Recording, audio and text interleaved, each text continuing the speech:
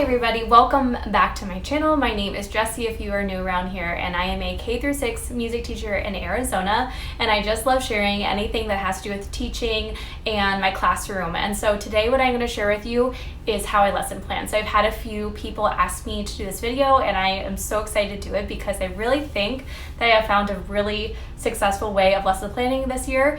But I will say I am a girl of change. I love to do different types of styles and formats, and I love making my own little lesson planners, so I do tend to change my system a lot, but this has been really working out, and I do think this is one of my favorite ways. So I cannot wait to share with you guys, and let's get into the video. So for the first thing that I will do is I will pull up three things. So my first thing is going to be my current lesson plans. Then I will bring up my past lesson plans. So I have like 2 years back of digital plans that I have done. And so I will look into those to get some ideas. And then finally, I will pull up my lesson slides. So the PowerPoint that I will use for that lesson. So this is the homepage of my Google Drive, so I will go into this first, and I have got a lot of resources in here, and sometimes it's hard to kind of sift through everything. So I really love the starred function, so you can right click on a file that you use a lot and add to starred. So I have that starred section here, and it really helps you kind of find what you use every single day really easily. So I'm going to click on my lesson planning file, and I have them by year. So I'm going to click on my current one and open up my current lesson planner. After I do that, then I'm going to go back a year or two, or I'm going to open up some other helpful things so I can see what I've done throughout these other years, and I can pull from that and not have to work harder, work smarter. So you don't have to reinvent things all the time. Okay, so once I have all of those open, then I'm also going to open up my slides. So I'm going to go to here. I'm going to go to quarter one plans, and then I have all of them in here. So I'm going to go to the most recent lesson that I just had and open up those quarter slides, or lesson slides, I should say. So now that I have that, then I am ready to start filling in. The second thing that I will do is then I will look back at my past plans, and I will also look back at my current plans the lesson before and fill in anything that I didn't get to. My classes are only like 30 minutes, so there are always things that we don't quite get finished or we don't get to, and so I will just go ahead and fill those into my lesson plan. And then I also will look back on earlier years, and I will pull from that list to see if there's anything I want to do again, because if you don't have to reinvent the wheel, don't do it, sister. Save yourself some time. So here's my current planner that I have been using, and pretty much I made the background on PowerPoint so I could use my fancy fonts, because you can't really import your own fonts into Google Slides, but it's worth it to me because I love everything else about Google Slides. So I added my own clip bar and my fun fonts and made this in PowerPoint. Then I just embedded it as the background image. So I pulled it from my desktop. And so once I have that, then I need to fill, and I just fill with text box on top. So I'm going to scroll down to my last lesson, and so I'm going to start creating lesson 9.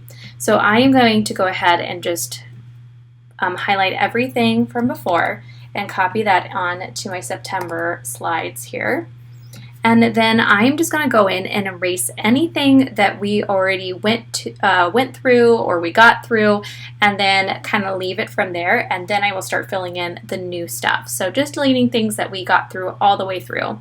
So the third thing that I will do is then I will go back to my current plans, and I will fill in the rest. So if I pulled from my current lesson or my previous lesson, I pulled from past years, things I want to do again, and there usually are still some blanks because there's some things that I'm like, I cannot do that again. I am so bored of that, or that didn't really go that well. I could do that better, or it just doesn't fit in my current sequence.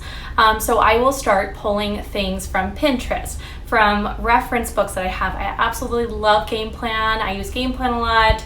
Mallet Madness is another book that I really love, that I go to all the time. I just got the, oh snap, I forget the name. Pathways? Yes. Pathways books I really liked too. They're new to me this year, so hence I forgot the name to it. But I will pull from my references, or I'll just like look at blogs. Amy Abbott has an awesome blog. Aileen Miracle has a great blog. Hopefully I'm saying her name right. I always question myself on that. So I will pull from those and just start filling in the blanks and what makes sense, what's going to go with my learning goal scale. and all of that. So it took me about, let's see, probably about a half an hour to fill in my new stuff. So this is my step 3. I looked at all kinds of different resources. So I took out what I already did, and then I started filling in. And finally 4, this will be when I will put all of that information that I put into my lesson plans, and then I'll flip over to my lesson slides. And so I make one PowerPoint for all of my classes, so I don't have to switch around and go from this PowerPoint to that file. That's what I found when I would do that it really, I lost the kids, because it took me, it only took me like 30 seconds maybe to pull something up, but in those 30 seconds, it slowed down my pacing. Whereas if I have everything in one PowerPoint, I can just click through it so quickly. I can make sure everything's embedded in that PowerPoint, and I am set. What I'm going to do to make my my lesson 9 ones is that I'm going to make a copy. I'm going to make it quarter 1 lesson 9, and then I'm also going to import it into a new file, which I'm going to create a new one for quarter 9. So if I have like any other files that I can import into here, I'm going to save them under this quarter 1 lesson 9 file, so that I can access them really easily. Okay, so I'm going to press OK.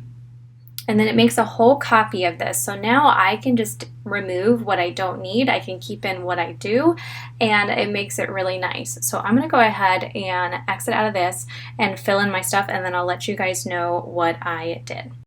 Okay, so I have finished filling in all of my slides and my visuals. So again, this probably took me about another 20 minutes or so. So I'm kind of up to 50 minutes for doing lesson planning, but that's not actually too bad, because usually I'm doing this all at one time on the weekend because I want to show you guys my entire process, but I really do try and do like 2 grade levels a day to plan and create visuals and manipulatives for. So this is not too bad when you stretch it out over a few days. So for 5th grade, I just added in their 50 nifty slides. Omochio I already had made because it's a past lesson, and then the Simple Square is a file that I don't have on here, so it's just going to be too hard to import it, so I'm just going to use it on another one. So for 4th grade, I have Samba Lele that they've been working on already. I'm keeping that. Bubblegum we worked on last time and extending it, but I did add in our instruments. So a really easy way, and what I love about embedding video, so you can embed video in PowerPoint, but it's sometimes a little iffy if it actually works. But here I have found no problem. So if you ever want to insert a video into your slide, and it's so seamless, like you don't have to go to YouTube, like you can just play it from here. So like I can just click on this and it will play right from where it's at. And I can also go full screen really easily too. So like if I decide I want to play it in full screen mode, then I just click here, and then when I want to escape out of it, I'm good to go, and I can keep rolling. I do have to sometimes refresh just to get to the normal screen, but not a super big deal. Then for 3rd grade, again, I already had these in here because we've been doing our cultural affairs song. Let's Chase a Squirrel, I don't either. I'm just going to do that by rote. I'm not going to have them, and they already know that song really well. And then again, I have our new Japanese instrument. I imported a video, and it took a quick, thing off of a good old Wikipedia about what this instrument is. You get to see a text from Kevin, I'm pretty sure. Then 2nd grade, Star Festival, already have it. Charlie Over the Ocean, I did create a quick visual for, because I want them to play a half note Bourdon without really telling them about it. So I'm going to tell them that they need to play 2 notes together on each fish on the first one and the 3rd one. And then their Japanese instrument at the bottom. 1st grade, I got Mein Hut, so they're working on omitting some of these words in this German song that's super adorable. If you ever want to do something with Germany and younger kids, even this could be an older kid song too, but it's really adorable. Muffin Man is going to be on the board, so that's a physical manipulative that I am using, so I won't need to do anything with that. We're teaching them a really cute song or a dance from Germany, so I have a video of it, again, I embedded, and then just really easy visual words for what we're supposed to do. And then we love our grandparents at the very end. Oh, there it is, yeah. And then finally, kindergarten, we got our welcome song for Jaka. Don't need anything for that. My Pony Macaroni, just made a quick little visual. It's more for me than for them because sometimes I forget the words to all these different songs that are floating in my head. We're going to read Barnyard Dance, and that's what I really love to do. If I don't have the book, then I just insert a video of the book so I don't have to track it down. And then we're going to work on speaking voice and use Peter, the rabbit who loves his speaking voice. We're going to say Twinkle Twinkle Little Star. Next time we're going to use our whisper voice, and it'll be a picture of Flutter the butterfly. And so we'll whisper Twinkle Twinkle Little Star, and each time we'll add a different voice. So those are my slides. Finally, step 5 is going to be gathering all your physical materials. So that is all the digital side, making your visuals, having your PowerPoint.